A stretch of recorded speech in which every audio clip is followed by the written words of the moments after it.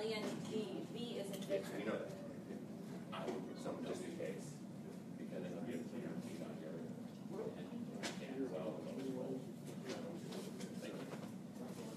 How are you? You seem forever. Huh?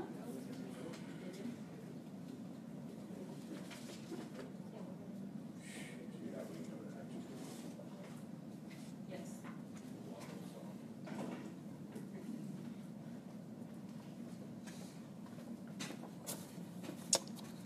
All right, everybody ready? Yes, sir. All right.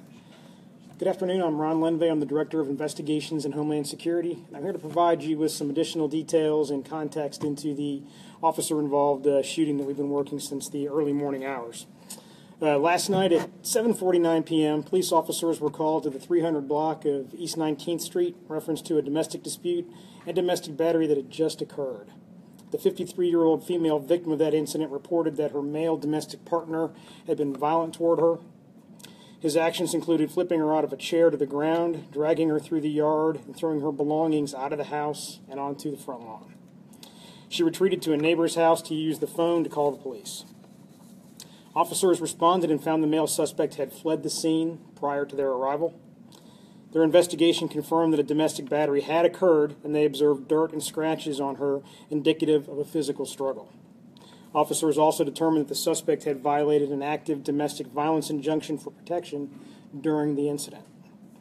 Officers searched the area for the suspect to include checking back at the residence in an attempt to locate him last evening, but were unable to find him and plan to follow up with the state attorney's office for an arrest warrant. The report from that original incident will be provided for you today by the PIOs. At 12:36 a.m., a call came in from the victim concerning the same suspect returning to the scene of the original crime, but he left again before police could arrive.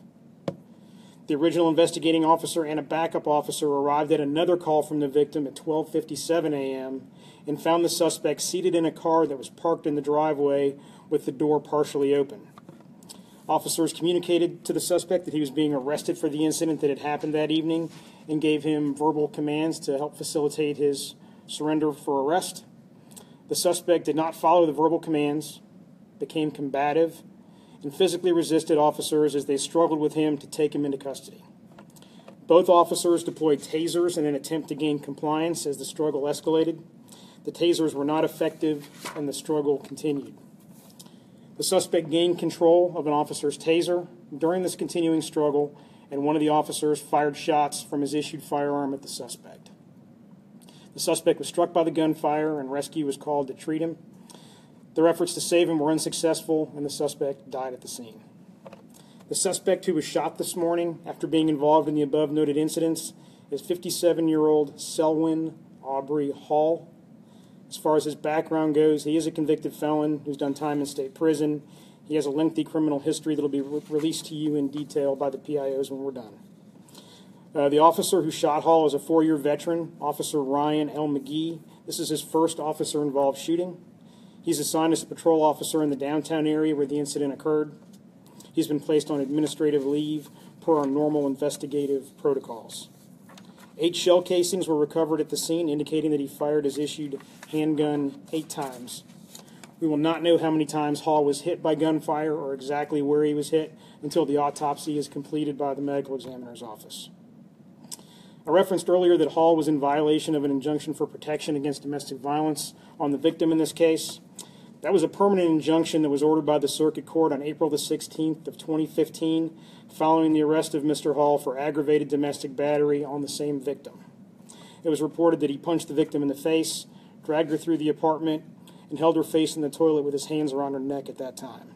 She had to be transported to the hospital by rescue for her injuries, and she was provided with JSO advocacy services after that as well. The PIO will also have the information regarding that incident for you.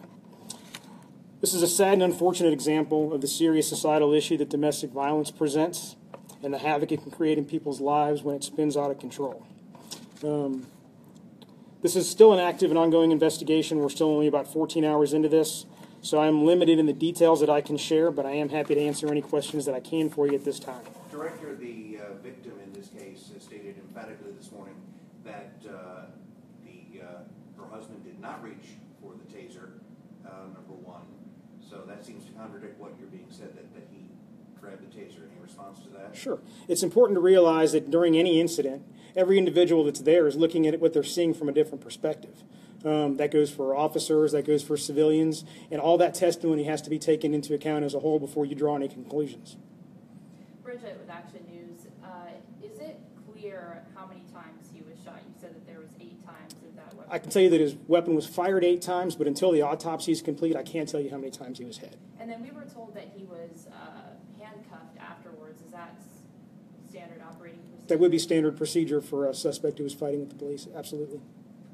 Did he actually hold the barrel of the taser, hold the butt of the taser? How did the suspect, how much of the taser did the suspect get? He had custody of the taser. He actually had it in his hand and was pointing it or ready to use it? He had it in his hand. Okay. I don't want to characterize it any further until all the interviews are complete. Like I said, every witness has a different perspective of the events that took place depending on their particular vantage point, but he had custody of the taser. Do we know if he fired it? I don't have that information, and I don't think we know yet. Did he pull the prongs out of his body? The taser wasn't effective, and the reason I didn't say that is one possibility, but we're just not sure, so I didn't want to give any kind of conjecture. Probes can be pulled out. The wires that go to the probes can be broken. A number of things can happen. A probe might not get good contact, so I can't tell you exactly why, but I can tell you it wasn't effective. So this was firing the probes on the wires, not using it as the contact? Yes, sir. Okay. Do you know if officers, I don't know if you can give this information offhand, have been called to this house in the past, other than... My understanding is that they've only lived there for a short time. I don't have the answer to your question. That would have to be researched. I just don't know the answer to that. Okay. Was the other officer put on administrative leave? The other officer was also put on administrative leave. She was not involved with any type of gunfire, but because of her proximity to it, we thought it was best to make sure that procedure was also followed there. How many officers responded? There were 2 officers there at the time. 2. And we're not going to get any information on the female officer who is the backup? I just don't have her information here with me. We can provide that to you. That's public record, but she was not a shooting officer. It was a female officer. Any other questions? Is there any video of this incident at all? The investigation is still ongoing. You know, we always look for video in the area. I haven't made aware of any at this point in time myself, but that doesn't mean that we're not still looking or that somebody hasn't located some that word just hasn't made it to me yet. Does JSO have video on cameras or anything like that? Are you talking about body cameras? Mm-hmm. No, I don't believe we've kicked off the body camera trial program anywhere in the city just yet. Any other questions? All right, thanks, Director. All right, thanks. Thank you.